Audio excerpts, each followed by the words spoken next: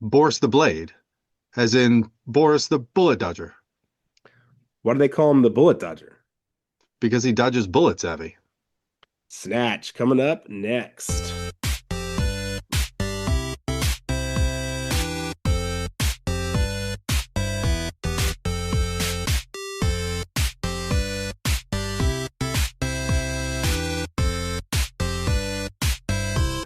All right, welcome back to Nerd is the New Cool. I'm Justin, and joining with me is my very best friend, Mr. John Lambert. Hey man, how's it going? I am great, and I'll tell you why I'm especially great. It's because I get to talk about the movie Snatch. Are you excited about this one? As Yeah, I am. yeah. I was my rewatch 2 nights ago, and it holds up. So it is the 25th anniversary of the movie Snatch. And as we always start episodes like this that are anniversary episodes, the first question, of course, needs to be when did you first see this, or when do you first remember seeing this? So I was, I always know this question's coming, so I always try to think of it. I don't think I saw this in the theater. I'm fairly certain that this is one of the movies that circulated throughout 710 South College in Columbia. Yeah, I own it on DVD too. I was actually thinking about that too. I was like, I'm fairly certain that I purchased that movie at the Mizzou bookstore. Well, you're going to hear the crack of the DV case, and the reason why I know I bought it in college is it's got the old row numbers on it as well. Oh So yeah. Oh, and you got the fancy one. You got the deluxe edition with the deleted scenes. I just have the normal one, the peasant one. But it is a DVD. It's not a Blu-ray. I got the special edition. It is also a DVD. We did not have Blu-rays back then. It's got my No. road numbers on it. I definitely Yeah. bought this in college, but I actually do remember seeing this in the theaters because I had been such a very large lock, stock, and two Lock, smoke, stock. Yep. which I know we're going to talk about at some point. But I anyway that was a a big favorite of mine. I felt like I was kind of special because not a lot of people had heard of Guy Ritchie at the time. I mean, he was relatively new on the scene. Yeah, So because Lock, Stock was just like 98, like 2 years before this, right? it's right before that, right, 98. Yeah. And again, I thought I was like, oh, I'm kind of in the hip crowd with these new movies. It's kind of like a A24 film as as we know them now, like kind of like indie type. So I definitely saw this in the theater, but it was actually not when it was originally released because they re-released it, I think, in like limited I don't know, a limited run in Columbia, Missouri, and that's when I was able to check it out. And I don't even know if I think maybe I went with Doug. Um, either That probably tracks. Yeah.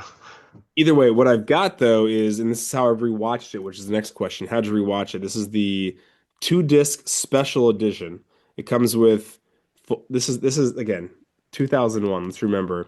Here's what it comes with: two discs, full screen, widescreen, audio Yep. commentary track with director Guy Ritchie and producer Matthew Vaughn. The special features on the second disc include a making of featurette, deleted scenes, original theatrical trailer, which is what they used to put on these DVDs, which is the trailer, TV spots, text photo galleries, storyboard comparisons, and also filmography. So let's not forget again, it is a DVD, not a Blu-ray. I keep holding it up to the screen, but this is audio. No, Um, this is an audio format, but if you could see it, he kept holding it up to the screen. Yes, I have a DVD. It was just a single. It did offer me the choice of full or wide, to which I said, "What savage is going to watch this in full screen when they have widescreen available? Like, yeah. why is that even an option?" So, yeah. Well, so what makes it great? There's a lot of things that make this great, but I do want to again let's circle back to the lock, stock, and two smoking barrels. And there's obviously a relationship there with Guy Ritchie, but I remember seeing this movie in '98. I don't even know where like what platform, maybe been on HBO, and I was like, what is this type of filmmaking that I am immediately in love with? And Right. it's got Jason Fleming, it's got Jason Statham, a few other people that we would. Vinnie Jones is the first thing I Hmm. remember seeing Vinnie Yep. Jones, and it just told this pretty wacky story about basically criminals that are not good at what they do, and and Yeah. Lots of mistakes and debt and people die inadvertently, and it was just like this is such a fun, unique story, and that kind of just led itself into, oh, well, now we're gonna see a version of this, but with fucking Brad Pitt. Right. And that was, I think, a pretty, I guess this is, I mean, we'll get when we get to Guy Ritchie, we'll talk about kind of, we can talk about it right now, I guess, basically, he is. He's become this incredible filmmaker that we all know and love for a lot of different reasons. But I don't think that people, if you would ask like people like what's their original relationship with him, I don't think they're going to say Lock, Stock, and they may not even say Snatch. What do you think they're going to say? I mean, that's what I would say Snatch. I would not say because truth be told, and this is not going to come as a shock to you, I don't think I've ever seen Lock, Stock. Oh, really? I do not think I cannot recall actually ever sitting through that movie. But you know what it is though. I am very familiar with what it is. That, Yeah. that's I've fascinating. just never seen it. Well, I mean, we don't need to go through his whole filmography now, but like Guy Ritchie, I think most people would actually say Sherlock Holmes. I think that is what people now. That's a good point. Yeah.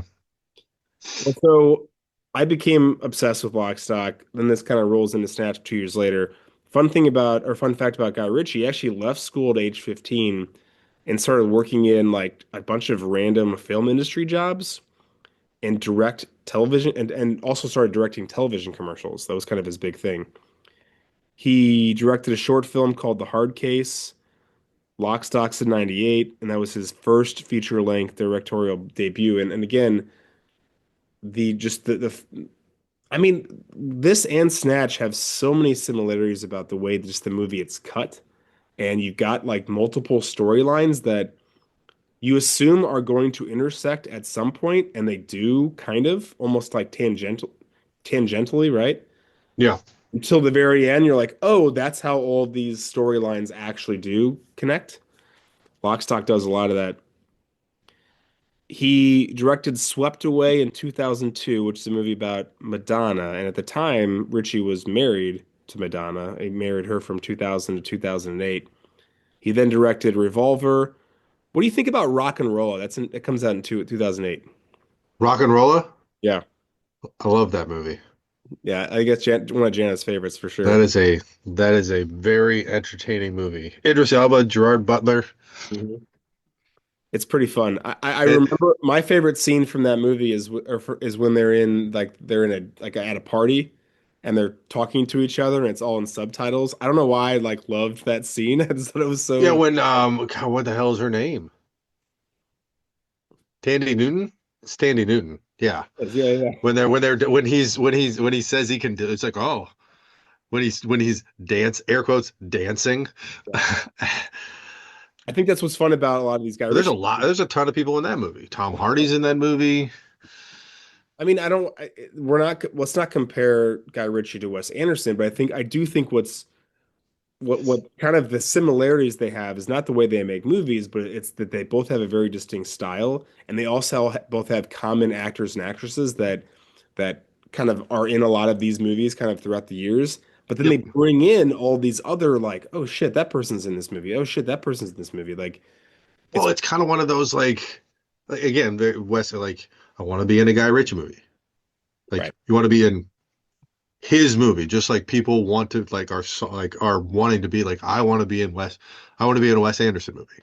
Like that's on their bucket list from an actor or actress perspective. And some people say the same. Like, I feel like some people say the same thing about Guy Ritchie. Quentin Tarantino is on that. He's Hmm. probably on that list as well. I Yeah, mean, Scorsese is too, but that's sure. uh, but like again, Tarantino makes movies in a very specific way, just like those two guys. Yeah, no, totally. And that's what's really fun about watching these movies through the years is that you could watch Lock, Stock, and then you could skip forward and watch like some of the other things he's made recently, like King Arthur, Legend of the Sword, and again, we already mentioned like Rock and Roll Revolver and Snatch. And there's a common thread with style and also with people that are in the movie. Yeah. He pretty much made his biggest, I'd say, box office smash was with Sherlock Holmes and also the sequel Sherlock Holmes Game of Shadows. That's in '09 and '11. He actually was nominated for Academy Awards for Best Original Score and Best Art Direction for the first one. He came out with a It's a movie good score.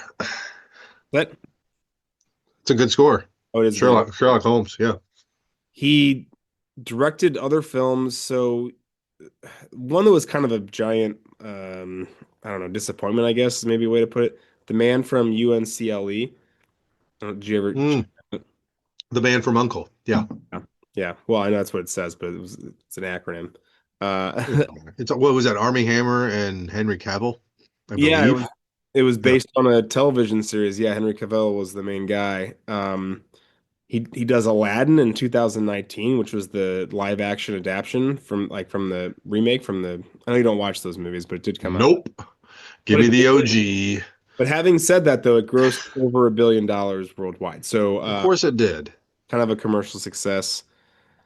And yeah, in 2019, he returns to comedy with a movie called The Gentleman, which I have not seen, and I probably Also a fantastic movie. I like that one too. really it's good. Yep. Matthew McConaughey, um, Charlie Hunnam, Yeah. Okay. few other people, but it's pretty good. Well, Again, along those same lines. yeah. Well, let's get into a deep dive of the movie Snatch. So, according to IMDb, this is what it says: unscrupulous boxing promoters, violent bookmakers, a Russian gangster, incompetent amateur robbers, and supposedly Jewish jewelers fight to track down a priceless stolen diamond. That's again on IMDb. I mean, sure. It's not wrong. The I like the description on the back of the DVD way better, but it's really long. I'll try and read parts of it. When jewel thief Frankie Fourfingers takes a slight detour to London en route to delivering a huge stolen diamond to his boss in New York, he unwittingly sets off an avalanche of sinister and comic events that wind their way through the rough and tumble worlds of bare knuckle boxing, Irish gypsies, pawn shops, pig farming, and a stray dog. I like That's that better. way That's way better. That's way better. It's not gonna fit on IMDb, I guess, but that better. is way better. Way better. So it debuted September 1st, 2000 in the UK, which is why we're doing it now, 25 years later. But it came out Correct. in the US January 19th, 2001. Yeah. Runtime 1 hour and 42 minutes. Blistering. A blistering pace. Yeah, does not feel that long at all. Budget No. uh, budget was they actually gave it to me on IMDb in euros, so 6 million euros, which is based on the current equivalency, it's pretty close to $6 million. I was gonna say it's probably pretty close, yeah. It's maybe a little less. Gross worldwide, $83 million plus, and the gross in US and Canada over $30 million, which is pretty unreal. It was nominated for 7 different awards, had 4 wins total, none of them the Oscars, but the Satellite Awards, Motion Picture Sound Editors, Empire Awards, which is like the UK. I don't want to say equivalent to like the Oscars, but it's kind of a big deal. BS rankings. Rotten Tomatoes gives it the tomato meter, which is critics 74, popcorn meter, which is the audience of a 93. Both scores are Yeah. pretty great. Obviously, the audience score is incredible. IMDb gives it an 8.2, which again, pretty high, I think. Basically splitting the difference between those two. Yeah, right. Yeah. So yeah, that's pretty good. Spielberg Award for directing, Guy Ritchie. He also wrote this. So let's talk about his directing credits. We've already talked about a lot of them. And actually, pretty much every movie he's written or directed, the big ones we know, are the same. He has 33 credits for directing and 19 credits for writing, however. But again, based on all of the going through his entire filmography, I mean, he wrote and directed all the big ones: Lock, Stock, Sherlock Holmes, Rock and Rolla, this, Locks. I mean, it just kind of the list keeps going on. So, um, yeah, all of his favorite writing credits apparently he decided to direct to. I feel like we're gonna have some This is actually going to be an episode where I think we might disagree on a lot of these, which I'm pretty pumped about. Tom Hanks Award for Best Leading Role. So Jason Statham is who I've nominated, and also Stephen Graham. So Jason Statham plays Turkish. I don't know. I need to go through all the things he's in, but he's actually was pretty He's been in symbolic. a lot of stuff. But I was surprised he's only been in 57 things. That's actually not that many. I feel like he's been in more. I mean, according to his IMDb list, 57 credits. Lock, Stock, Transporters 1 through 3, Italian Job. He's been in a lot of sequels. Maybe that's why it seems like he's been in a million things. Right. Expendables 1 through 4, Fast and Furious 6 through 8, The Beekeeper. He actually won the award for most offensive character by the Women Film Critics Circle Awards for Crank in 2006. I just wanted to share that. I think it's kind of funny. Dubious honor. Stephen Graham plays Tommy. He has 132 credits, and you'll know him from Band of Brothers. Band of Brothers, yeah. He's awesome. And actually, like his scene in I think it's the first episode, right? Where they basically like mutiny essentially and say, we're not going to fucking Europe with, And he gets not, and he gets busted down, I think. he does, right? We don't see him for a little bit. Yeah. Gangs New York, Tinker Tailor Soldier Spy. He plays Al Capone in Boardwalk Empire. He's also in the last two Venom movies. And he created one of the most popular shows right now on Netflix, which is called Adolescence. It's kind of a big deal. I don't know if you've seen it or not, but it's people are calling it the best TV show of the year so far. Yeah, good for him. All right, who's your vote for best leading? And by the way, if you think there's more leading roles, we can add them. But I thought those were the two like I driving. mean, this like it's hard, especially with like this type of movie where it really is an ensemble cast, Sure. but the movie circulates around those two. Yeah. So I agree with categorizing just those two as the leading people. That being said, it's Jason Statham. Yeah. This is going to be what I'll agree with you. It is Jason Statham. Stephen Graham's pretty great, and I'll be honest with you, recasting him later on was the hardest person for me to think of. Oh, I came up with one name, but it was wait, I don't know how many I came up with. Did I It come up with one name for that one or two? doesn't matter. For me, I struggled with him, but One. I came up with one name, but I liked it, so that's why I didn't find any more. okay. Well, Jason Statham, though, I agree with you. He's incredible in this movie, and despite having been in Lock, Stock, I think this is where he. It's interesting, like he shows off a lot of amazing acting chops, and like he doesn't do a lot of his. He's not fighting in this movie. I mean, he's being threatened to fight a lot of times in this movie, but he's not the one doing the fighting. It's interesting to like see his career and kind of where it's ended up at this point. But yeah, Jason Statham, Turkish. Everybody, I feel like everybody becomes an action star eventually. I mean, even Liam Neeson. That's true. Well, he kind of started out as one though too in I mean, Darkness. sure, but not really. The other four Jacksons. So I've got Brad Pitt plays Mickey O'Neill. Vinny Jones plays Bullet Tooth Tony. He's actually been in 107 things. If you didn't know who Vinny Jones is, and he started out as a soccer player.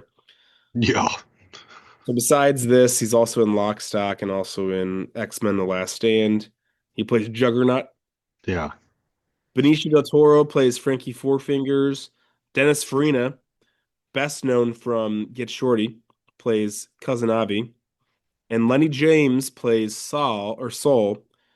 You may know him from The Walking Dead, and I yeah. I really loved him in the show called Low Winter Sun, which was canceled way too soon.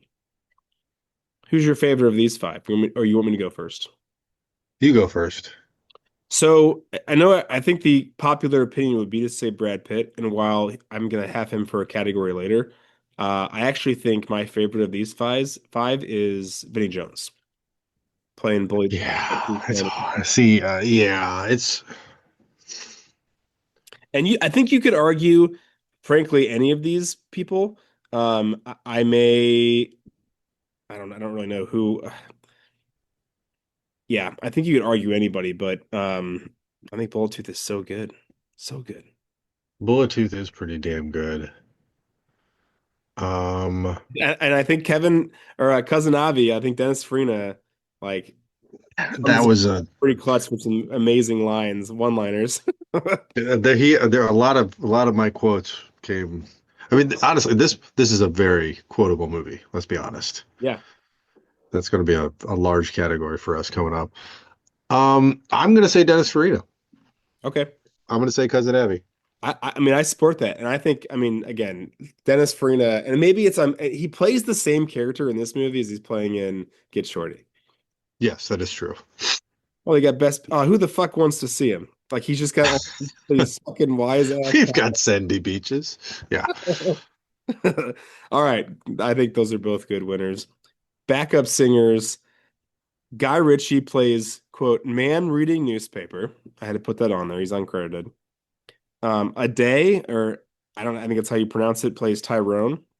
Yep. Really only in a few other things. Casino Royale, the new one, is one of them.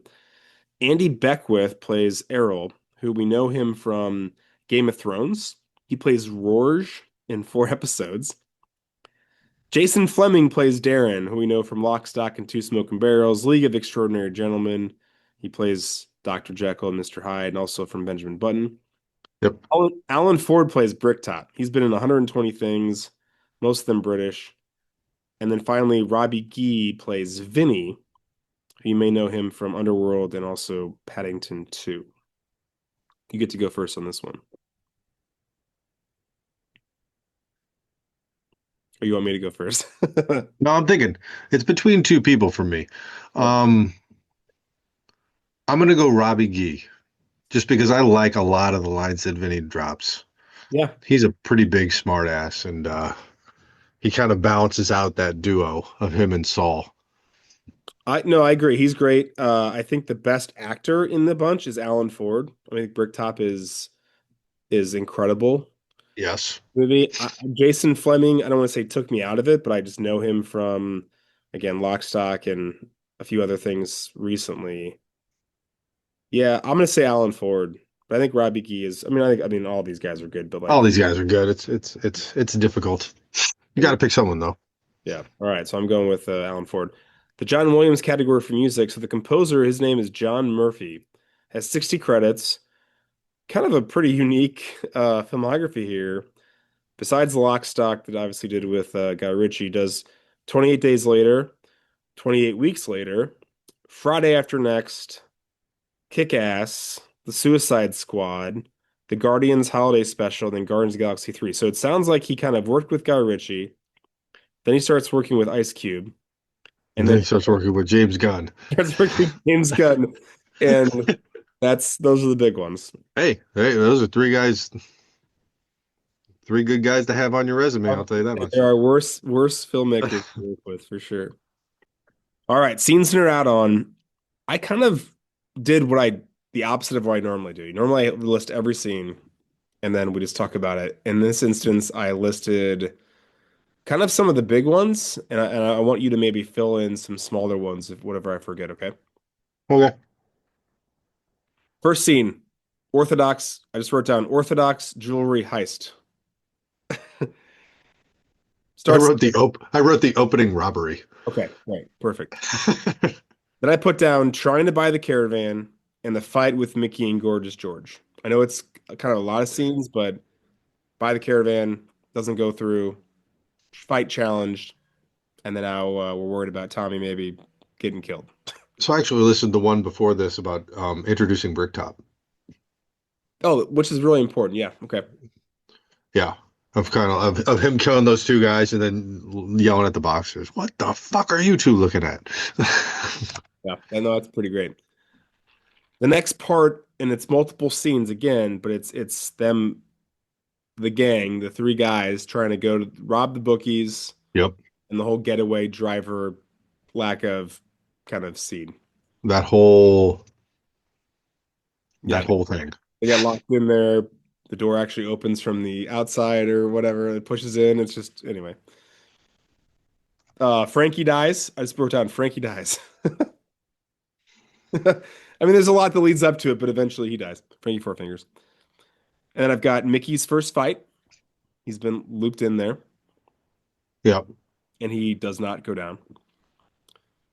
And that leads to the caravan burning. His mom getting lit on fire. Yeah. Well, his mom gets lit on fire because he won't fight in the next one. Well, right, He but won't. Yeah, but yeah. yeah. So and that's not really a scene to rewatch, but it is a pretty pivotal scene. It is a pretty pivotal scene. Yeah. Okay, this one was kind of hard because there's a lot. This is like the chase part, and I really just wrote down Bullet Tooth Tony is hired. They capture Boris, and it ends with the replica guns. So like they're kind of Yes, that scene. And then see, I wrote down. Well, I had like the intro to Tony, which was obviously him being hired, and then Brick Cop sending a message, which is you referenced, and then I wrote down killing Boris because it's that whole scene that eventually ends with Boris dying. right. Well, and the next part is Avi killing Tony on accident. And there's a lot, again, there's a lot more that goes into it, but eventually it ends up with him shooting wildly in the room and ends up killing Bullet Tooth Tony. And then I wrote down the final fight. Yeah, Then I wrote down what really happened. So it's what happened after the fight and what really is happening at the campsite, even though we're led to believe that obviously the Pikeys are getting killed, but that's not actually what happened. yeah. And the still shot of You make a stupid face, and you got fucking Brad Pitt just stone faced. Yep. don't. And then the final part, which is back at the campsite with the dog, and then the final conclusion about the diamonds, and then Avi getting on back on a plane to come Getting back, back on a plane, and then the end. and then the end, right? Well, I think it's my turn to go first. So there are. Do you want to add any more, by the way, before I give you my favorite? No, I mean you got most of them. I Okay. wrote them down and differently and grouped them differently, but I mean you got all of them. Okay. All right. So it's kind of hard not to say. I mean, personally, I think that. I mean, the final fight is probably the one that people maybe remember the most. I Yes. personally laughed the hardest at the first fight. Just the moment that Brad Pitt just knocks his ass out and is like just as surprised as everyone else. Like, look, It's like, well, I didn't sorry, I just hit him once, he's dead, basically. like I don't know what to tell you. But I really do love the this is not a scene, this is a series of scenes, a section of the film, I'm going to say, and this is cheating probably, but I generally love the Bullet Tooth Tony with Boris, with Cousin Avi, and then finally with again the three dummies who have the replica guns. I think that whole stretch of the Yes. film is Yeah. it's so fun. It's just so silly. It's so everyone is so comically bad at what they're doing except for Bullet Tooth, Tony. basically. Except for Tony who actually knows who and again, like there's a lot of there's some gems of quotes that are dropped I mean, during that entire sequence with yeah, Rosebud and so many great quotes, and just the introduction of Bullet Tooth Tony as he's smashing that dude's fucking head in the door, and Bonjour. bonjour. What do I That's call you? Bullet? Do I call you Tony? You can call me Susan if you like. favorite. That's my favorite stretch of the movie. If I have to pick a scene, which I say have to, as if we didn't come up with this game, so I suppose we should pick a scene. Favorite stretch of the movie is that part. I love Mickey winning that fight. That the first fight. The first fight. Yeah. If I have to pick a scene, that's the scene. Yeah, I agree with you on that sequence with Tony and then Boris and then him getting hit by the car and because like everybody's colliding because then like Tommy's trying to get money trying to get his gun back and Boris comes home and grabs an AK and leaves and then like Yeah. everything is that's like you said earlier like that's when everything is starting to come to a head and all these storylines are starting to collide at that moment. It's like a slow burn and a slow collision of oh these two are talking oh yep now they're gone, and so I definitely like that. I actually Well, like real quick, the music goes along with it too. Like it. No, it totally as the does. intensity is moving is going along, the music is starting to intensify as well, which is just brilliant. It totally does. Um, there's so many good ones. I mean, I do like the first scene when Tommy and Gorgeous go to pick up the caravan. Okay, yeah. I'm gonna say that one. I like that one. Now, does that ends with the That actual? ends with them knocking Gorgeous out, and Tommy being like, "Am I gonna live or not or whatever?" But just Tommy that entire dynamic, is and praying. and and it kind of sets the stage for sets more of the stage for Tommy, for Mickey, and yeah, Should we mention, by the way, we should have mentioned Raid. I don't know how to pronounce his name, Rade or Serbezija, who plays Boris the Blade. I mean, yeah. he's in The Saint. He's He's in in a lot of things. he's the homeless man in Batman Begins. Like Yes, he is. That's he's a in nice coat. yeah, it's right. Yeah, he's in a lot of things actually. And sorry for not he's in 202 things to be specific, by the way. Uh and yeah, so we should have mentioned him. But He's in, and if we can skip to a category real quick. Peak of the Mountain, Euro Trip, done. for sure. That's his peak, absolutely. This is a close second though. Heath Ledger Award for scene stealing. I got three nominees, and I'll go in order. You got two. I'll go in order of I think. Well, I'm just gonna go in order of whatever order I'm going. So Benicio del Toro, I think needs to be on the list. He plays Frankie Four Fingers. He is the catalyst of the story, and he's dead very quickly and has so little screen time. But He's not in it very often. I Yeah, think he's he's very charismatic, and he does what Benicio del Toro does. Vinnie Jones as Bullet Tony is my second nominee. It's kind of hard not to put him on there. And then I think the winner should be Brad Pitt as Mickey O'Neill. see, I had Vinny, but then my number one was Alan Ford, was Bricktop. Okay. You are fixated on that guy. Because again, like the way like his intro 5 minutes into the movie of who that guy is, and when they show up at the pawn shop is like, do you know who I am? And their gangster friend was like, I do. And he's holding his head in his hand like, holy shit, we fucked up. Like, why the fuck is this guy here? Like he just he commanded Yeah. every scene that he was in until he got his head blown off. Well, I think actually to your point, I think that the reason why I think you make a valid point that he may be the scene stealer is that he tells a story about why pigs are great to have, and you are like on the edge of your fucking seat. Like Yeah. Now, I don't think that's where that saying came from, but sure enough. yeah. But hey, you do you. And it's so menacing, and you're like, God, this guy is fucking straight evil incarnate. Okay, Yeah. I've been convinced. Alan Ford. Down for it. Dante's Peak. Got a handful of nominees here. Jason Statham, let's start with him. So, again, we mentioned Lock, Stock in 98. This is in 2000. Mentioned all of these, but I'm just curious what you think. The Transporter from 1 to 3 is in '02 to '08. The Italian Job is in '03 in between those. Then he does The Expendables from 2010 to 2014. Fast and the Furious 6 through 10 from 2013 to 2023. And he also does The Beekeeper just last year in 2024. See, I think I wrote down Transporter because all those other ones are ensemble casts. Transporter, he's the man. Yeah. Yeah.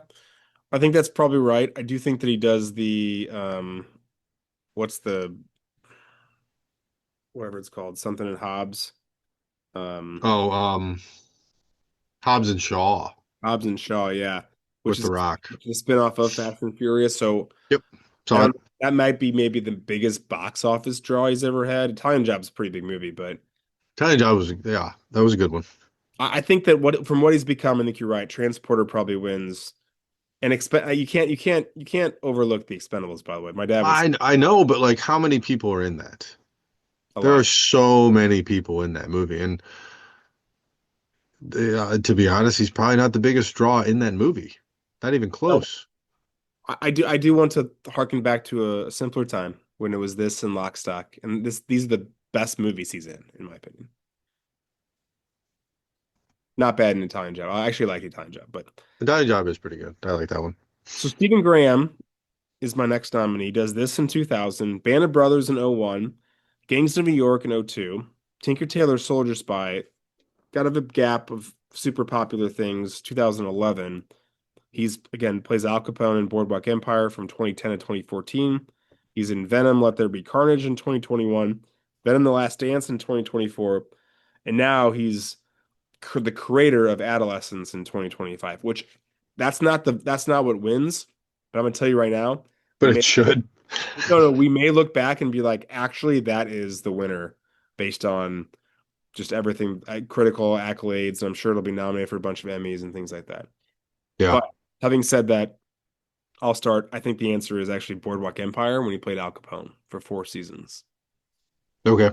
or maybe 3 seasons. It was for 4 years or 5 years. So Okay. I was gonna say Gangs of New York just because it's Scorsese. yeah, yeah, but That's a big deal. you don't think of him from No, that. you don't. You think of Daniel Day-Lewis and Leo. Yeah. I guess you don't really think of him from Boardwalk Empire too, but I mean, Al Capone is a pretty gigantic character in that show for quite a few So, years. yeah, that's a menacing figure. I Vin, agree. Vin Jones.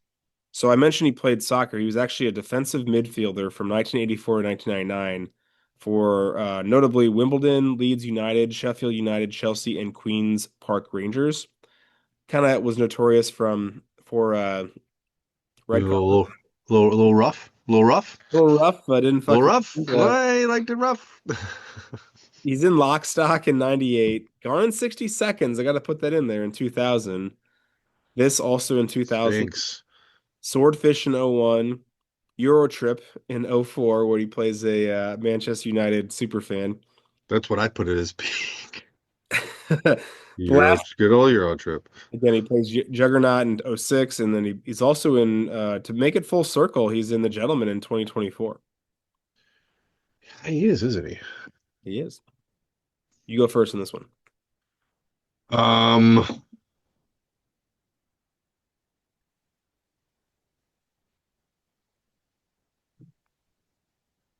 I mean, I want to say this, but it's not this. But I this mean, kind of put, why but this, not? I think this kind 2000. of, does this put him on the map? I mean, 2000 though is a big year. He does this and in Gone in 60 Seconds and follows it up with Swordfish. I think that early 2000s is the Yeah, right so one. it's probably early 2000s for him is his peak. Yeah, I personally like him the best in Eurotrip in '04. I think he's really Me too. That's what I wrote down. actually I like him the best in this, but Eurotrip second. But I think his actual peak though is playing Juggernaut in fucking an X-Men movie. I mean that's his box office Commercial. This is commercial peak. commercial peak. Thank you. Yep. Brad Pitt, we already litigated this, but I'm gonna say that it was. I mean, we said it was Fight Club, but that's a year before this, so this is kind of right there with his. This is kind of right there with him. Be curious what you think about Guy Ritchie. So Guy Ritchie does Lock, Stock in '98. I've said that a million times. Still '98, Lock, Stock. Still 98. He Remember. marries Madonna in 2000, and the reason why he met her is that he did the "What It Feels Like for a Girl" music video in that same year. So Okay. they're married for '08. Rock and Roll is in '08. Sherlock Holmes, '09. Man from Uncle, 2015. King Arthur, Legend of the Sword, 2017. Aladdin, 2019. The Gentleman, 2019. And he does a Gentleman TV show in 2024. And also the I nursery. started watching that. Have you? Really? I watched it a little bit. All right. I might have to add that to my It's list. got Theo James in it. You know, I like Theo James. He's the main character. He basically, I mean, Henry it's not Cavill. the same thing, but he basically plays like the Matthew McConaughey character from the movie. Ah, okay. All right. No, he doesn't. No, he doesn't. I take that back. Okay. Good. Good. Anyways. I'm gonna say Sherlock. It's either Sherlock or Aladdin.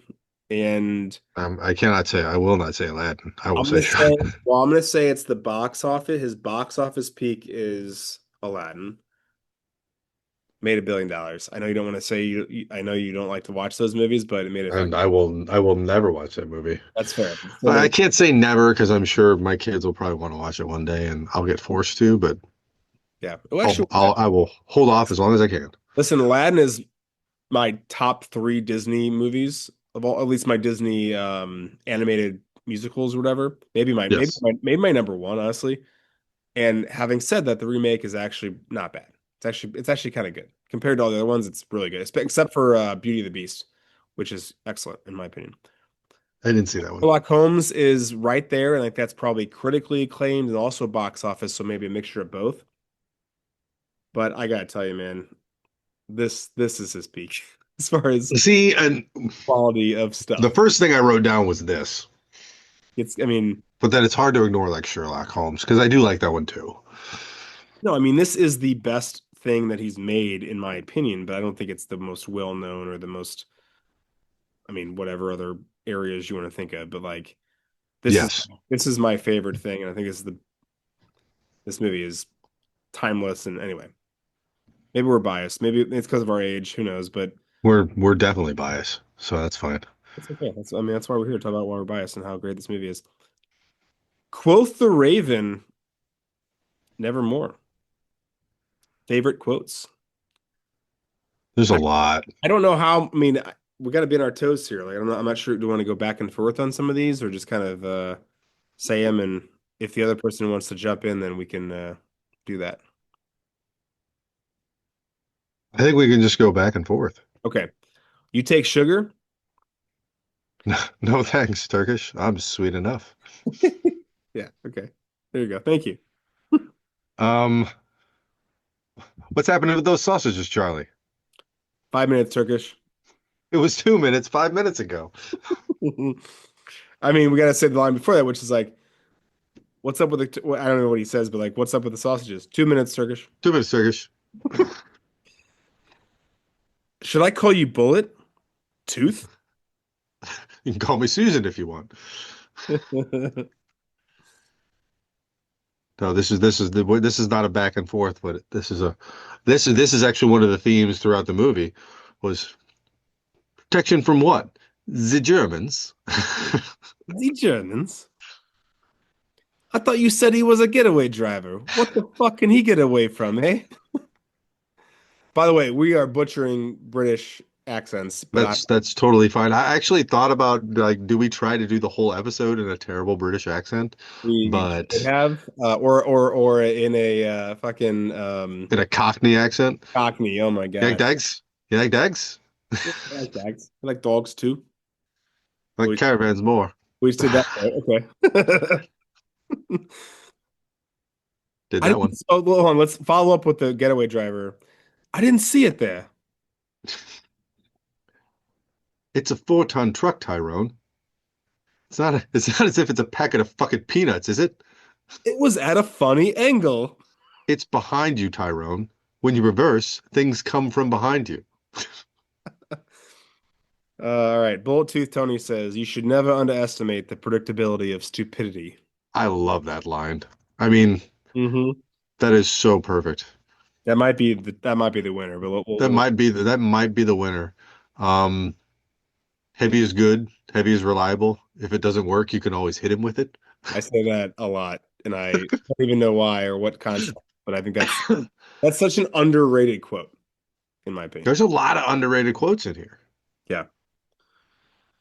So I don't know if we want to read. You know what? Fuck it. The bricktop quote. This is when you realize how fucking of a badass. I'm just gonna read it. It's a long one. I wrote it, so you read it. Read it. And when you got your 6 pieces, you got to get rid of them because it's no good leaving it in the deep freeze for your mom to discover. Now, is it? I'm reading it way faster than he does. He does it slower and menacing. Then I hear the best thing to do is feed them to pigs. You got to starve the pigs for a few days. Then the side of a chopped up body will look like curry to a piss head. You got to shave the heads of the victims and pull the teeth out for the sake of the piggy's digestion. You could do this afterwards, of course, but you don't want to go siphoning through pig shit now, do you? They will go through bone like butter. You need at least 16 pigs to finish the job in one sitting, so be wary of any man who keeps a pig farm. They will go through a body that weighs 200 pounds in about 8 minutes. That means that a single pig can consume 2 pounds of uncooked flesh every minute. Hence the expression, as greedy as a pig. Uh, I, I, I, I said it earlier. I'm pretty sure that's not where that phrase comes from, but But who cares? fair enough. Um, Going back to, I actually wrote all these down in order. Um, Going back when they were introducing Boris and like Tommy's there buying the gun, it's like and this is a line that I liked: as bent as the Soviet sickle and as hard as the hammer that crosses it. That's pretty pretty As great. a description of Boris, which is pretty damn good. Uh-huh. Yeah, that is pretty good. Let's see. I'll keep it with Bricktop. In the quiet words of the Virgin Mary, come again. Come again? Oh, by the way, I'm just gonna say this real quick because the Z Germans also proper fucked is a all Oh yes. another Oh, proper fucked. reoccurring proper fucked. Proper Proper fucked. fucked. Yes, London. Fish, chips, cup o' tea, bad food, worse weather, Mary fucking Poppins, London. Um, there's so many fucking amazing quotes in this movie. Let's see. Bullet Tooth, Tony, and Vinny. I don't know if you want to go back and forth here. So you are obviously the big dick, the man on the side of your balls. Now there are two types of balls. There's big braid balls, and there are little mincy F balls. Yeah. Yeah. That's, by the way, next category. That's pretty much the only thing I wrote down on the next Much of it. category. So we can But skip that, but that's it. because One. because you can still get the essence of the quote without that. Like 100%. like he's a badass. We get it. These are your last words, so make them a prayer. Now, dicks have drive and clarity of vision, but they are not clever. They smell pussy and they want a piece of the action. And you thought you smelled some big old pussy. And you brought your two little mincy F balls along for a good old time. This actually reminds me of Captain America World Police, where they are now dicks love pussies because dicks, Yes. but dicks Yes. also fuck assholes. Chip. All right, I'll keep going. Anyways, But you got your parties muddled up.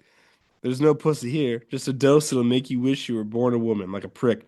You were having second thoughts. You were shrinking, and your two little balls are shrinking with you.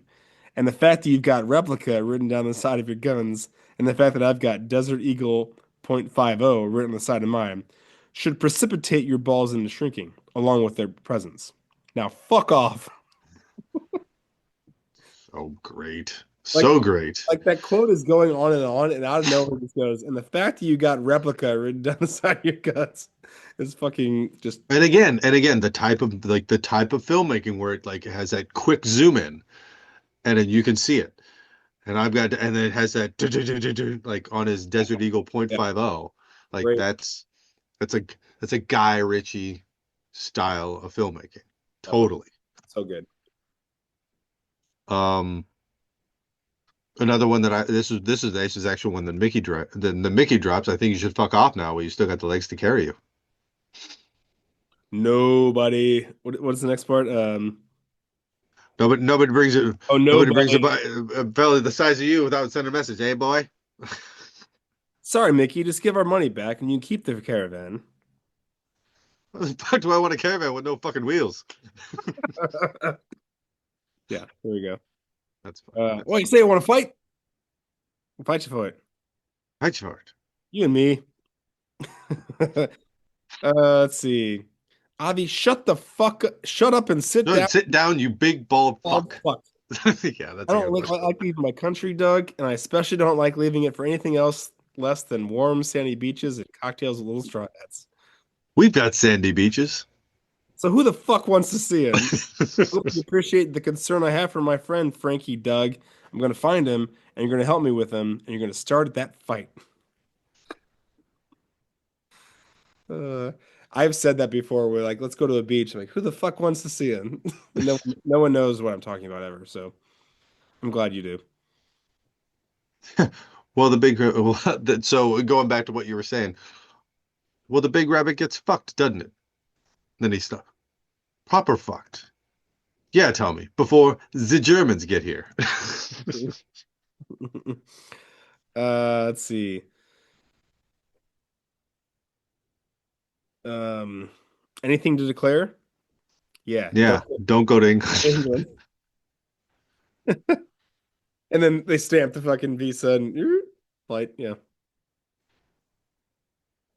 Um, We should have I said gotta. I got one really quick. We should have said back with the parking. Why we stopped here? What's wrong with that spot? It's too tight. Right. You could land a jumbo fucking Jumbo jet in fucking that. jet in there. Oh yeah, I had that one written down too. Yeah. Um, Another bricktop, and it's a long quote, but I just like the first part of it. Do you know what nemesis means? Mhm. I like that one.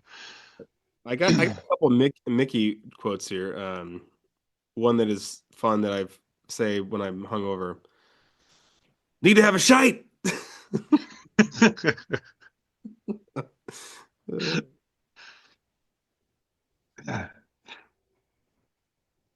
I can do a couple more Mickeys. Uh, I bet you can fox little, eh? You look like a boxer. Okay, boxer. Hey, Really what the kick size for of a that man? cocksucker, How you big know are you? How big is he? that? Deli kick for a Um, fat fucker, you know that? Geeky bastard. what are you going to do with that? Pick his teeth, wipe the butter off it, and put away. There's a proper blade back there. I'll tell you what, I'll do it for a caravan. It was us that wanted a caravan. Anyway, what's wrong with this one? Oh, it was that's not for me. It's for my Wait, mom. so am I. For who? It's my. Ah, I only got one more. go I fucking hate pikeys. ahead. Um, I've got a couple. So there was with Harold. This is Bricktop. It was a rhetorical question, Harold. What have I told you about thinking?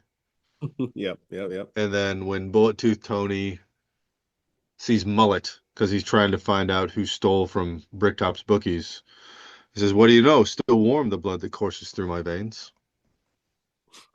And then, because just again, just like the little it's just good dialogue. Like that's just a good short little concise line. And then the last one I have is we get murdered before we leave the building, and I imagine we get fed to the pigs, Yep. Which would have been true. which would have been true. All right, we were talking about your cancel. Do you have anything else to add? That's all I had. So Well, do we both agree that the best quote is you should never underestimate the predictability of stupidity? yeah, that's the best quote. Okay, It's not the perfect. quote I use the most, but it is the best quote overall. It's definitely not the one I use. It's do you like dags? Might be the one I use the most because I have two dogs. Yep. But yeah, That and is- then yeah, from a cancel perspective, it was just like yeah, you probably need to clean up the slurs. But then you don't lose anything if you lose those. Like the intent is still there. They Well, I don't hate to need to say be. that. That's just what I mean. People just use that as part of the dialogue back in the I mean, that's yeah. You watch. I 2000s. mean, this movie was made in 2000s. That was Those words okay. out, everything's fine, I think, in my opinion. Yeah, yeah. Another Spider-Man again. Who are we recasting? So let's start with Turkish. I'll go first. Jason Statham was 33 at the time. Mhm. So I tried to actually recast a lot of British people. Uh, I kind of did too for some, and not for not others. for all of the roles, but at Not least for all. probably for Turkish. So mine are Richard Madden, Okay, Rob Stark, and then I think my favorite is Taron Egerton. that's the only name I wrote down Fuck yeah, Taron was Egerton. Taron Egerton. I think Because I saw him, I was like, he would be perfect. He he'd be would be absolutely so perfect. he's so good in this role. Yeah, Yep, okay. he'd be Yeah, perfect. Yep. easy. So Tommy Stephen Graham was 27 at the time, and I, despite having four names, I did struggle with this one a lot. I like some of my nominees, but I think that they're very obscure. So I'll start. I've got Jacob Batalon, who is you know him as like I know Spider-Man's that. buddy Yeah, in yeah, yeah, yeah. I was like, I know that name. Why do I know that name? Okay, yeah, I know who you're talking about. Yeah. Ethan Kukowski, who is one of the younger kids in Shameless. You never watched Shameless, I don't think so. I watched a few episodes, so I'm familiar with who they are. Yeah. He's the real shithead. No, I'm sorry. That's mean to say. He's the criminal kid, the youngest, like one of the middle kids. Yeah, yeah, yeah. He's the one that's younger than Cameron Monaghan. Yes. Yeah. Yeah, I know who you're talking about. Yep, Like I got it. you love him, but he's a fucking criminal at like 8 years old. Yes. No, I know who you're talking about. Yeah. I have Skylar Gisondo, who is. Do you watch Righteous Gemstones? I do not. Okay. Well, You'd he's one of you'd be the proud of me though. what? Megan and I started watching The West Wing. Oh, I am. Oh, fuck yeah, I am proud of you. How far are you into that? We're probably like 8 or 9 episodes into season one. So I mean they're legitimately long. So Yeah. First we're episode. working through it. First episode's It's amazing. good. Let me know when you get to the season finale. Uh, and then I got my favorite is Nolan Gould, who is what's his name? Luke from Modern Family, Okay. young son. I only Told you I'm not super happy about any of these, so I'm gonna go ahead and probably defer to whatever you pick. so the I I chose Thomas Brody Sangster, and he is the little boy from Love Actually. Oh, okay, yeah, yeah. And he's in his 20s now. He's also in Game of Thrones. Was he? Yeah, he plays the two siblings that go off with Bran to the Night King or to the up to the north. Okay. Yeah, okay. Yeah, that's right. That was the only name I had down. Okay. I don't think any of these are really that great, but yeah, that sounds good. Let's pick him. Sure. All That right. was a hard one. Yeah, that's the hardest one. The other three I think are a little easier. So I for Bullet Tooth Tony, if Vinnie Jones was 35, you go first on this one. So for a lot of these, I only had one name written down. For this one, I did. I had Michael B. Jordan, Oh, okay. I could just see that. because they need to be physically intimidating. At least I, I think so. I was really hoping you'd write down this name, and I'll just say it. I got Adam Driver. I think Okay. he'd Oh, be I think he'd be really good. really good in this role. Yeah. Yeah. No, I think he'd Like be really more good. intense than everyone else. He's playing a different character than everyone else in the movie he's playing. Like he's playing it intense and real. And anyway, I think he'd be And good. everybody else doesn't know what they're doing. No, yeah, he could do that. Totally. Frankie Four Fingers, played by Benicio del Toro. He's 33. I'll go first. I only have one nominee here, and I had sticking to. I don't even know if Benicio del Toro is obviously not British, but I chose a No. British guy. I chose Thomas Felton. Who's that? He plays Malfoy in Harry Potter. You don't know fucking Harry Potter, so So it's interesting that you say Harry Potter because I chose Daniel Radcliffe.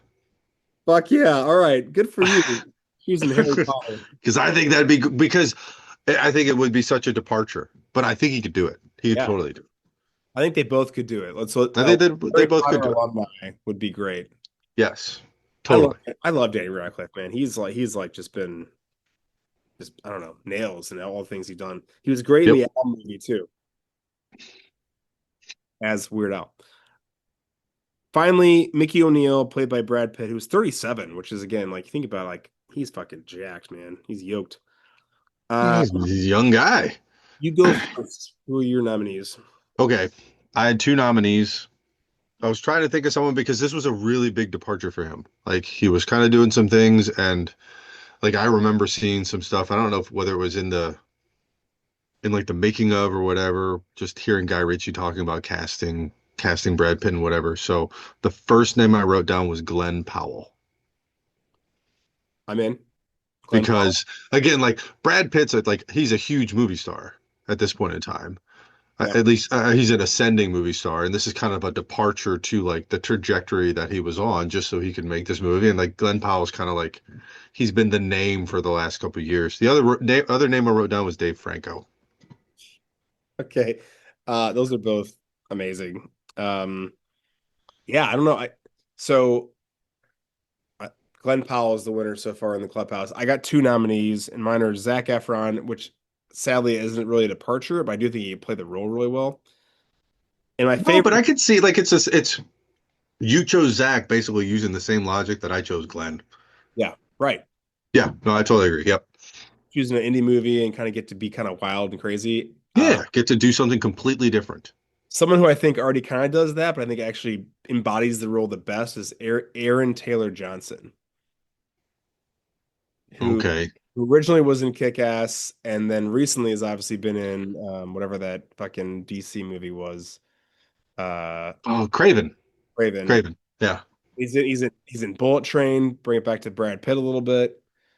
I think I mean, he he's is. in an Avengers, but he's in Age of Oh, Ultron. oh, yeah, that's right. He's Quicksilver. He's Quicksilver. That. But I Yeah. think he's British. He's got like this. I don't know if he's Is British. he?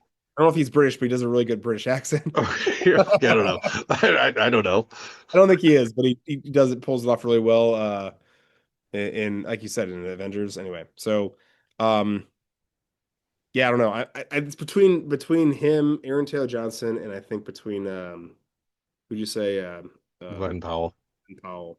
Let's go Glenn Powell. That'd be kind of wild and That'd different. be that'd be crazy.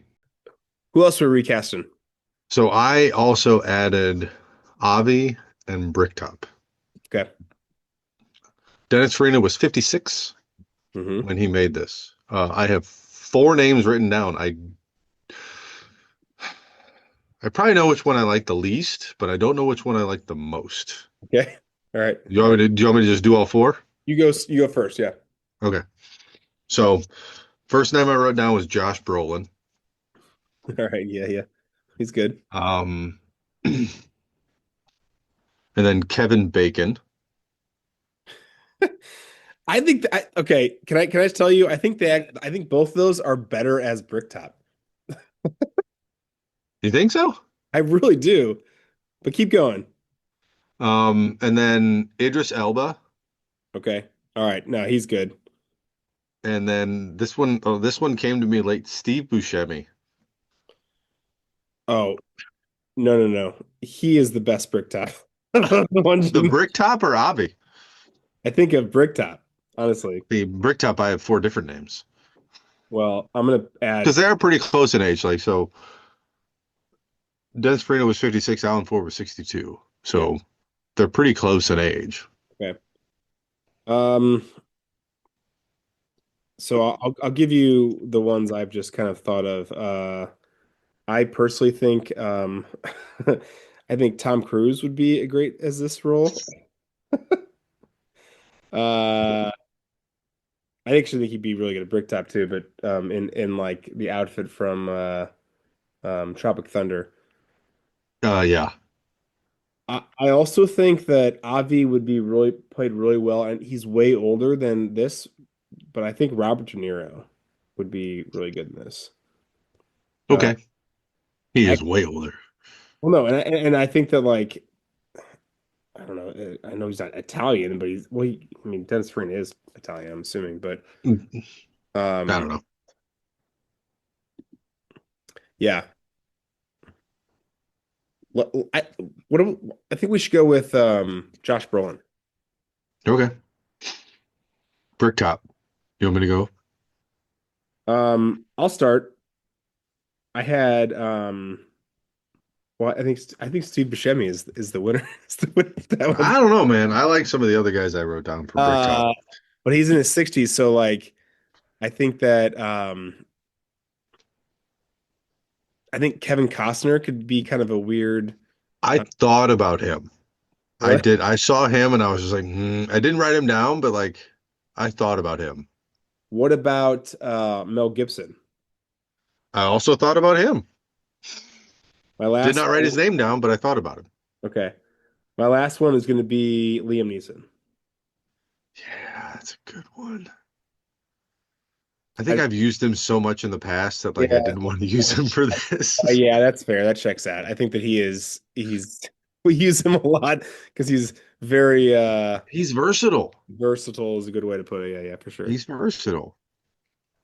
Okay. Well, So having said that, my vote's Liam Neeson that's a good one. or Steve Buscemi. I could go either way with those two. What do you got?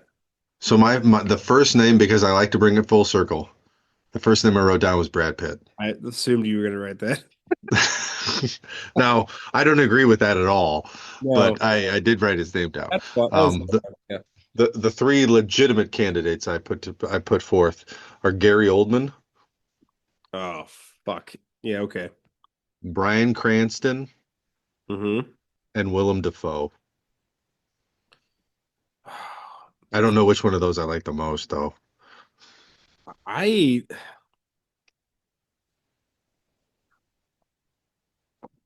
Gary Oldman is British and he can play a good bad guy, but all those guys can play a good bad guy. yeah. I kind of actually so hear me out here. Here's what I think. I think you put Gary Oldman as Avi. You think you put Bryan Cranston as Bricktop. Okay. That would be my vote. Okay. We can do that. Gary Oldman can play the lovable Anything. dope kind of a little bit and like Yeah, but Abby's also kind of a badass. right, but that's what I'm saying. That he's also got like Like these he's the guy characters. in charge, but he's also like he's kind of like aloof. I think you could put Gary Oldman in that role, Bryan Cranston in that role, and I think you could flip them with wait, doesn't matter. Coin flip. And if one of them's not free, put Willem Dafoe in there, and that's fine too. Yeah. Doesn't matter.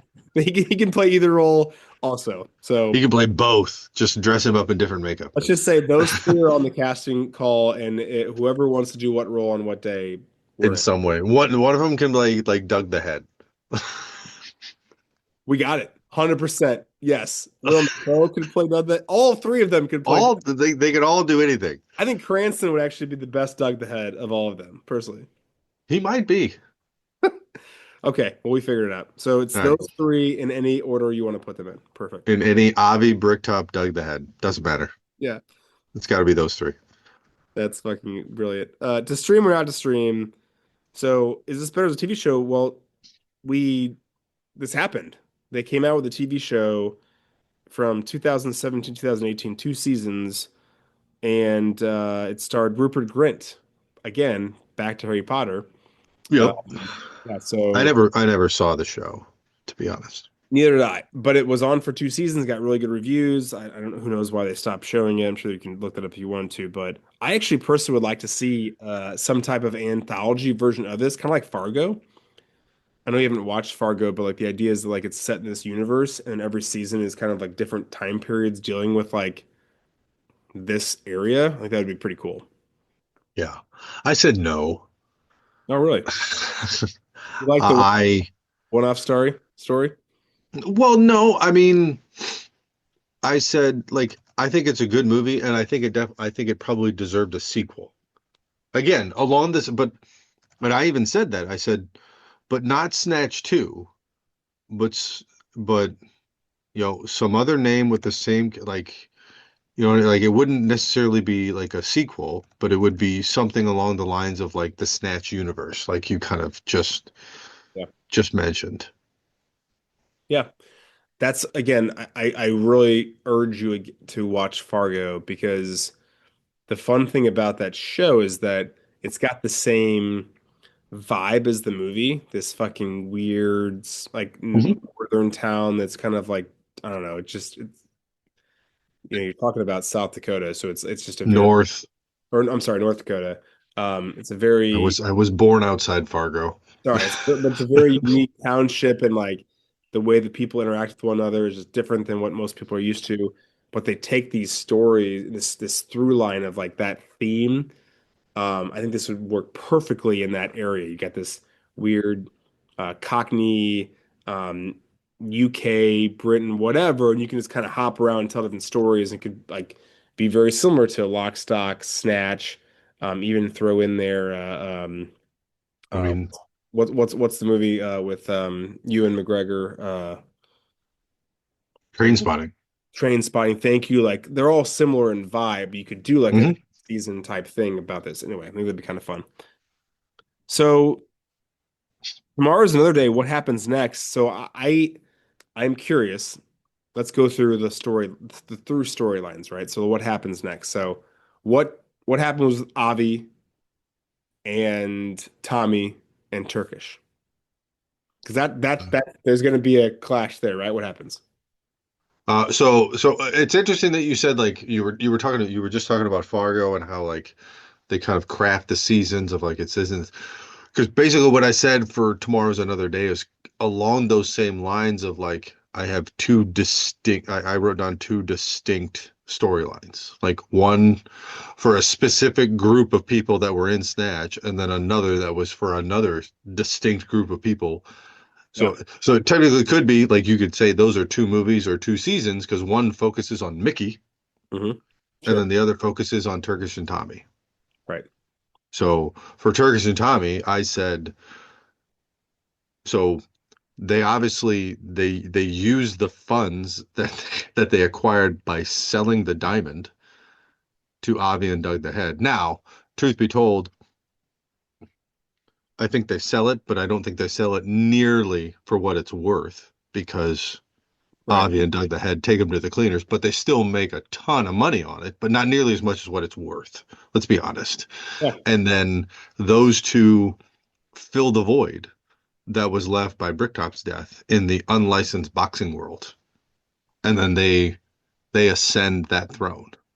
Not as a not gangsters or anything like that, but from like an organizing, promoting, or well, like well, however much promoting you do in the unlicensed boxing underground of London, like they become the top dogs with Gorgeous being their champion.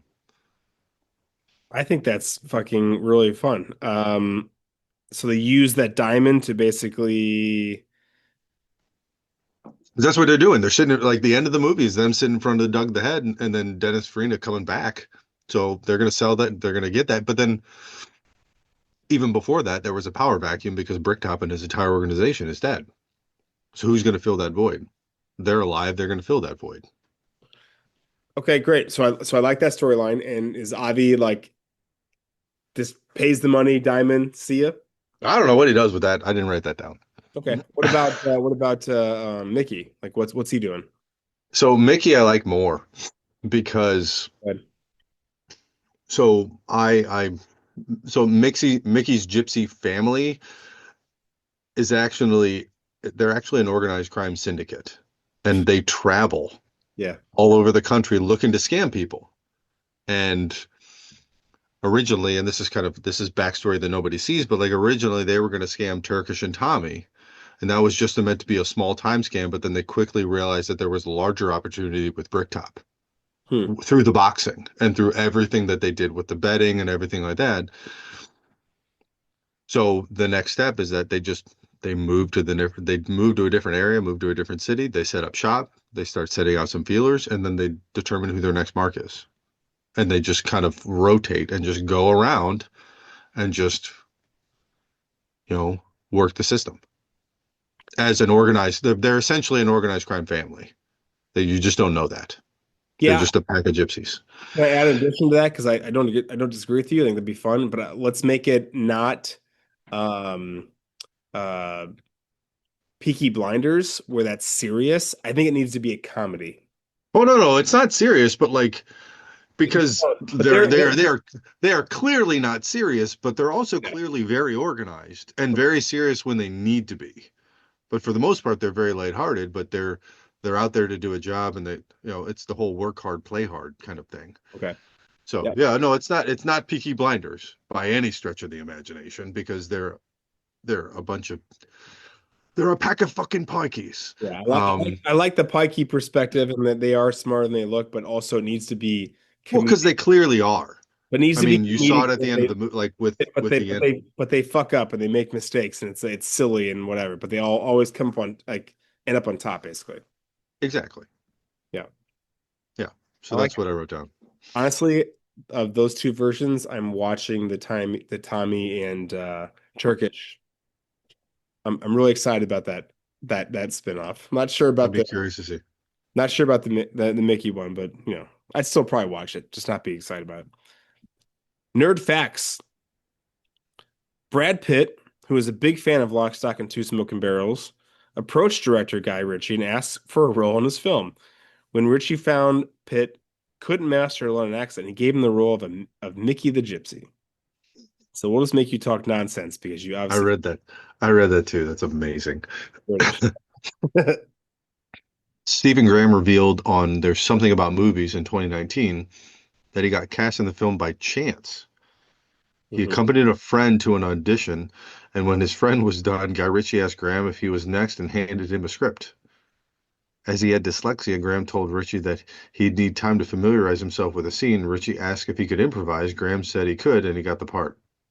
Fuck yeah. Tommy's That's so awesome. he's so Hey, good. yes. Good for him. He's so good, Tommy, too. Every mistake that Soul, Vincent, and Tyrone made were inspired by various late night TV shows about real life crimes gotten horribly wrong. That Oh, tracks. they're such That bumbling totally around. tracks. It's fucking great. When Vinnie Jones is introduced in the movie, he is slamming a man's head in a car door. It was the head of the stunt co-coordinator and action director Tom Delmar who volunteered for the job. I gotta watch that again, knowing that like I watched the movie before I had written down this quote, and that's this fact, and it's pretty hilarious. When Vinny and Soul are sitting outside Bricktop's bookies, about to give him the diamond, the man that approaches the car is not really Bulletooth Tony. It was a lookalike. Vinny Jones didn't show up for shooting that day because he was in jail for fighting the night before, Oh, according to the that internet, tra which that tracks. also tracks. Yeah. The producers couldn't afford enough extras for the boxing match sequences. Whenever a camera angle changed, the extras had to move to create an impression of a crowded house. I mean, yeah, they only had 6 million euros Yeah. to That's not make this that much. movie. Not that much with Brad Pitt too. Yeah. According to DVD commentary, Bao the dog was very difficult to work with. During the car scene with Vincent Saul and Tyrone, the dog was actually attacking Lenny James, and James was actually bitten in the crotch by the dog, but didn't suffer any serious injury. The dog was replaced after the incident. I mean, he's going at him. It's pretty fucking He great. really is, yeah. Speaking of Lenny James, he actually hit himself in his tenders with the shotgun while blasting a hole in the wall at the bookies, but continued the scene. That footage was used in the film, and you can see him do it because Yeah, he holds the shotgun wrong, and it just the kickback, like the recoil, just nails him. yeah. Two crack shots. The role of Bricktop was originally offered to Sean Connery. I want you to think about this. Sean Connery as Bricktop. All right, the role of Bricktop was originally offered to Sean Connery. Connery liked the script and was curious to see Lock, Stock, and Two Smoking Barrels. So Matthew Vaughn set up a screening. He showed up, and after seeing it, he said, "This is a good film. You're not going to be able to afford me." So Alan Ford obviously took over the role. When Mickey wins a new air quotes wins a new trailer van for his mother from Turkish, he specifically picks out periwinkle blue as the color. In Psycho in 1960, we are told that Norman Bates helped pick out the periwinkle blue dress for his dead mother. Mickey, just like Norman, is also responsible, albeit indirectly, for his own mother's death. Yeah, yeah, there you go. I don't think we really talked about Matthew Vaughn, by the way. I don't think we did at all. But like No, not Matthew really. Vaughn, he was a producer in this, and he's been a producer in, I mean, quite a few things, or director, actor, or like he was producer in Kick-Ass, Stardust, um, Lock, Stock, this movie, obviously, um, Kingsman. That's his major thing he's been known for recently. Hmm. The Not So Good, Fantastic Four, Argyle, which I liked. Which one was that? No, not Argo, Fantastic Four. The one with like Miles Teller, that one? Yeah, Miles Teller. Yeah, Yeah, that was not a good one. No. not so good, I guess. But he directed both Kingsman movies, X-Men First Class, Kick-Ass, Stardust. Anyway, and Argyle. First Class was good. Yeah, agreed. All right, internet thoughts. Did we learn anything? Do you have any thoughts? Um, I remember, and I cannot recall where I saw this, but it could have been like in the special features or whatever. But Guy Ritchie talking about Brad Pitt and how it was really hard to make such a good-looking man look like that. Yeah. Like to make a good-looking guy look ugly, I think is how it was put. But like that was a challenge for him. I believe that's in his director's commentary, and I think that There you like go. what he said basically was that's why we're gonna make him sound like a blithering idiot, so that it's somewhat believable, I guess. That why is this guy that's so good looking and obviously a badass? Why is he a pikey? Yeah, why is he a traveling gypsy and not like, yeah, Right. a movie star? Yeah, and I think, I mean, for me, it's just the Guy Ritchie of it all. I think that watching this movie again, it makes me, frankly, it makes me want to go back and watch all of the original Guy Ritchie films, like Rock and Rolla, Lock, Stock. I watched Lock, Stock. I need Sherlock to watch Rock Holmes. and Roller again. I mean, you need to watch Lock, Stock, man. What are you I doing? do need, I actually probably need to watch that first, is what I need to do. Me too. And I would be surprised if it doesn't leap immediately to the top of your Guy Ritchie films because it is fucking incredible. I have the DVD. I'll lend it to you if you want. Okay. Nerd Outreach. Thank yous. Lambert. Thank you as always. This has been fun. Great This has episode. been fun. Yeah. Thanks to Guy Ritchie, of course, and Brad. Congratulations to the St. Louis Blues for making the playoffs. Oh fuck yeah, that's right. Big game last night. It was pretty incredible. Big game last night. Winning, they're in, and they took care of business. So, congratulations, you get Winnipeg. Great. Yeah. And Rory McIlroy winning the Masters. Absolutely. I saw that. Yeah. On Sunday. It's pretty stressful, but fun game, fun Yeah. tournament. He certainly made it interesting. Right. We love our listeners. Share, rate, etc. We got the websites, we got the social medias, etc. And we all know the things. You can watch us on YouTube for our nerd takes and nerd bites. Next episode preview. We're bringing in Jordan. We're going to be We are listening going to bring to in and Jordan. watching and talking about Almost Famous. Yeah. I have reached out to her. I've asked her for her, hey, look at your schedule over the next few weeks. What are your open nights? I can walk you through the doc. You will have to do some prep. That's Hmm. not just watching the movie and talking about it. You're going to have to do a few things, but she has not responded to me yet. Okay. Well, she's probably doing the work, so she'll be on here. It'll be fun. Almost Famous. Definitely one It of my will, movies from the early 2000s for sure. absolutely. One more thing. Happy belated birthday because it's close enough. My dad, Oh, April 4th is his birthday, or was his birthday. So God. happy belated to Dr. Dennis Lambert. Happy belated, Dennis. And I guess I should say, since you're doing that fucking bullshit, I got to say happy belated to my wife who just turned Yeah, an age that I her went to birthday is closer than my dad's. 2 days ago, April 14th. So, Yeah, happy birthday to Jana. yeah. All right, everybody. Thanks for listening. Bye bye. Bye bye.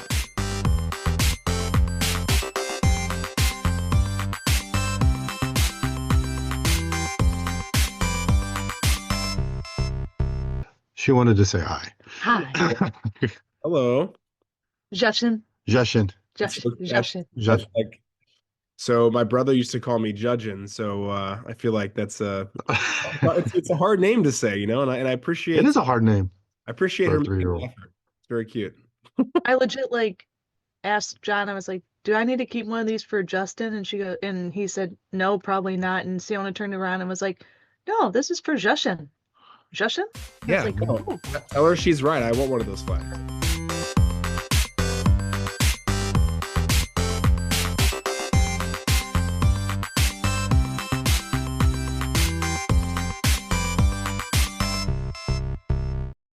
Yeah, by the way, that Bonjour gif, I had that one. I had that ready and locked and loaded, and I was like, this doesn't apply to the current situation that we're talking about. Like I it's mean, the best gif on there, but I was like, so other than that, uh, there wasn't let much me to see. say.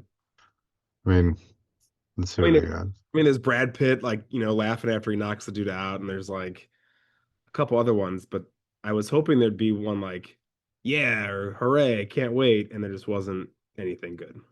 Oh, here, this is actually. Oh shit! Hold on. Yeah, this is a good one. That is relevant. Yeah, where the fuck was that? That wasn't on my phone. Well, because I have a different. I have the normal like Apple ones, but then I have a separate one.